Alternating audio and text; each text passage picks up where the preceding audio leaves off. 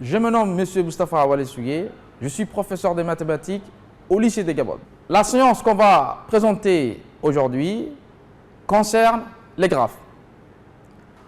On va traiter un exercice du baccalauréat Liban 2014 et pour chaque question, on va s'appuyer les définitions et les propriétés du cours concernant. On a schématisé ci-dessous le plan d'une MJC, Maison de la jeunesse et de la culture, par un graphe dont les sommets sont les salles et les arêtes sont les passages, portes, couloirs ou escaliers entre les salles. On appelle H le hall d'entrée et B le bureau du directeur. En fin de journée, un agent de service fait le tour de la MJC pour récupérer dans chaque salle, bureau du directeur et hall inclus, les objets oubliés par les enfants.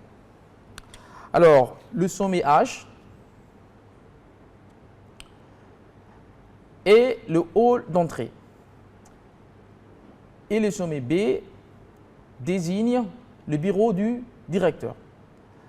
Les autres sommets A, C, E, F et D sont les salles de la MJC.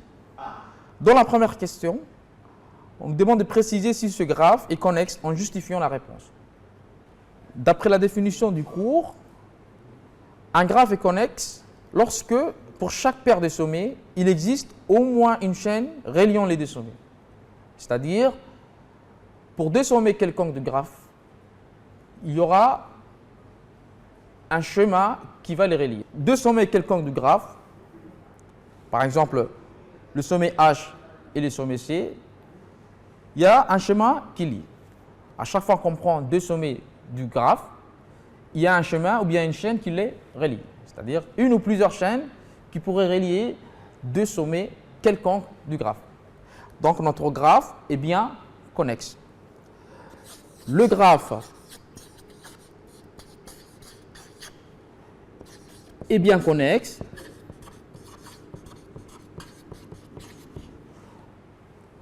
car pour chaque paire de sommets,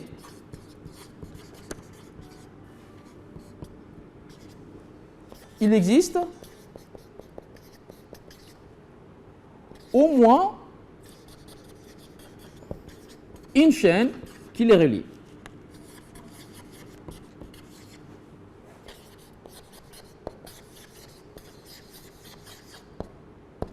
Maintenant, on passe à la question suivante. La question 2. Déterminer en justifiant si l'agent de service peut passer par toutes les salles en utilisant une fois et une seule chaque passage. Alors, cette question, elle sous-entend qu'on doit montrer que le graphe admet une chaîne eulérienne. Donc, pour utiliser le théorème d'Euler, il faut d'abord au préalable que le graphe soit connexe. On a déjà montré dans la première question que le graphe était déjà connexe. Alors, qu'est-ce qu'il dit le théorème d'Euler? Soit G un graphe connexe, G admet un cycle eulérien si et seulement si tous les sommets des G sont de degré pair. Mais là, on ne cherchait pas un cycle eulérien. On doit chercher si le graphe admet une chaîne eulérienne. Voilà ce qu'il dit le deuxième point du théorème. G admet une chaîne eulérienne si et seulement si deux sommets de G sont exactement de degré impair. Dans ce cas, la chaîne eulérienne a pour extrémité ces deux sommets de degré impair. On va dresser un tableau pour donner le degré de chaque sommet.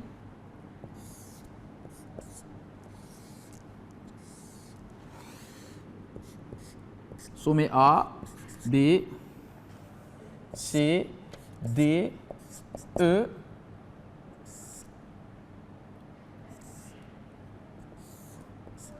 F et H. Le sommet A est de degré 4 parce qu'il y a 4 arêtes qui sont issues du sommet A. Le sommet B possède est de degré B2 parce qu'il y a 2 arêtes qui sont issues du sommet B. le sommet C est de degré 4 parce qu'il y en a 4 arêtes qui sont issues de ce sommet-là. Le sommet D est quant à lui de degré 3 parce qu'il y a 3 arêtes qui sont issues de ce sommet-là. Le sommet E est de degré 4 parce que lui aussi, il y a 4 arêtes qui sont issues de ce sommet-là.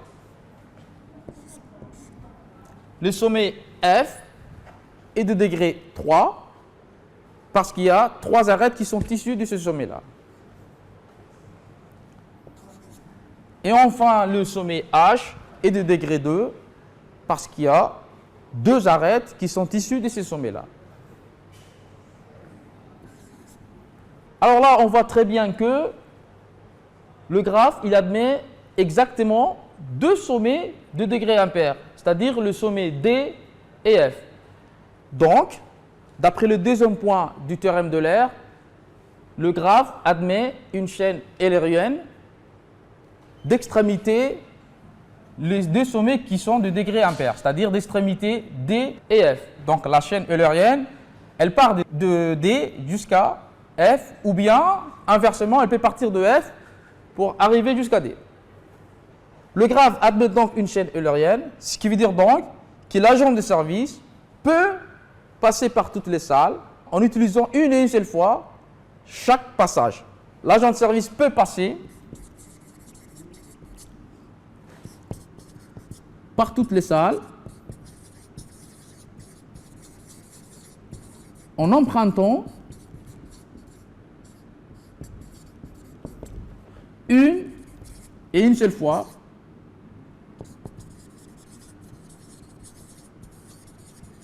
chaque passage.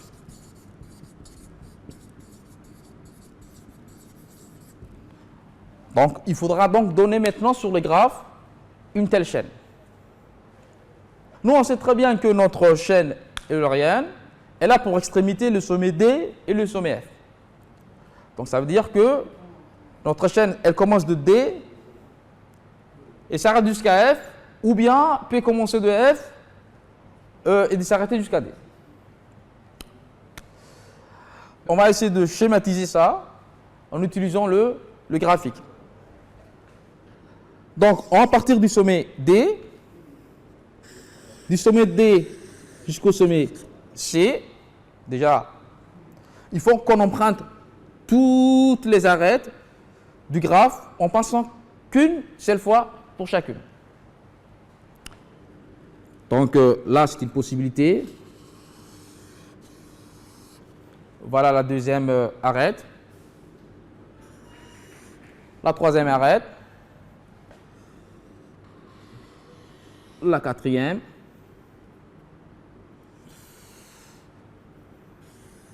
La cinquième. La sixième. La septième. N'oublions pas qu'on doit revenir au point F à la fin. La huitième. La neuvième. La dixième. Et enfin la dernière. C'est-à-dire qu'on n'a utilisé qu'une seule fois chaque arête. Puisque le graphe est d'ordre 7, alors la matrice d'adjacence M associée au graphe est une matrice carrée d'ordre 7. On va ranger les lettres par ordre alphabétique en colonne comme en ligne.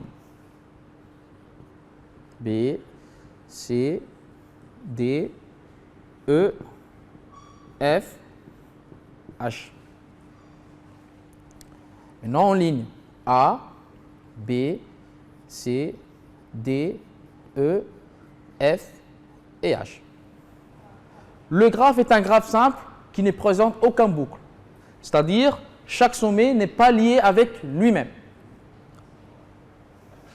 Par exemple, le sommet A est uniquement lié avec le sommet B, avec le sommet C, avec le sommet E et avec le sommet F. Donc, c'est-à-dire qu'on doit mentionner par 1 par tous les sommets où le sommet A est adjacent. Puisque le sommet ne présente aucune boucle et que c'est un graphe simple, le sommet A n'est pas lié avec lui-même. Le sommet A, il est lié avec les sommets B, il est lié avec les sommets C, il est lié avec les sommets F et il est lié avec les sommets E. Par tous ces sommets-là, je dois affecter par 1. Je dois mentionner par 1.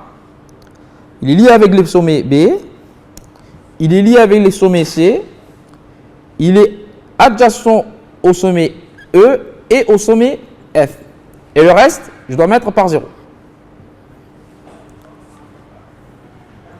Le sommet B est lié avec le sommet A, avec le sommet C seulement. Et il n'est pas lié avec lui-même parce qu'il n'y a pas une boucle au sommet B. Donc il est uniquement lié au sommet A, il n'est pas lié avec lui-même, et il est lié aussi avec le sommet C. Et pour le reste, je dois mettre 0.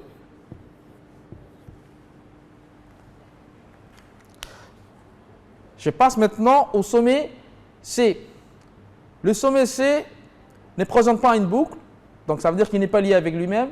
Il est lié avec le sommet B, avec le sommet A, avec le sommet E et avec le sommet D. On va reporter ça sur la matrice. Le sommet C est lié avec le sommet A, il est lié avec le sommet B, il n'est pas lié avec lui-même, il est lié avec le sommet D, il est lié avec le sommet E, il n'est pas lié avec les sommets F et H. Donc on doit mettre 0. Passons maintenant au sommet D. Le sommet D est uniquement lié au sommet C, au sommet E et au sommet H. C'est-à-dire qu'il est adjacent au sommet C, au sommet E et au sommet H. On doit rapporter ça à la matrice. Le sommet D, il est lié avec le sommet C, il est lié avec le sommet H et il est lié avec le sommet E. Pour le reste, on doit mettre à 0. C'est bon? Je passe maintenant au sommet E. Le sommet E est lié avec le sommet A, il est lié avec le sommet C, il est lié avec le sommet D et enfin il est lié avec le sommet F. On va reporter ça dans la matrice. Le sommet E est lié avec le sommet A,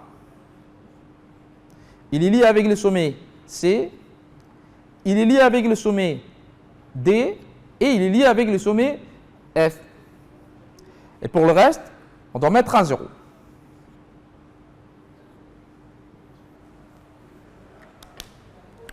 C'est bon? Je passe maintenant au sommet F. Le sommet F est uniquement lié avec le sommet A, avec le sommet E et avec le sommet H. On va reporter ça dans la matrice. F est lié avec le A, il est lié avec le sommet H, il est lié avec le sommet E. Et le reste, on doit mettre 0, que des 0. Maintenant, il nous reste le sommet H. Le sommet H est uniquement lié avec le sommet F et le sommet D. Donc, il est lié avec le sommet D et le sommet F. Et pour le reste, on met que des 0. Voilà la matrice d'adjacence associée au graphe.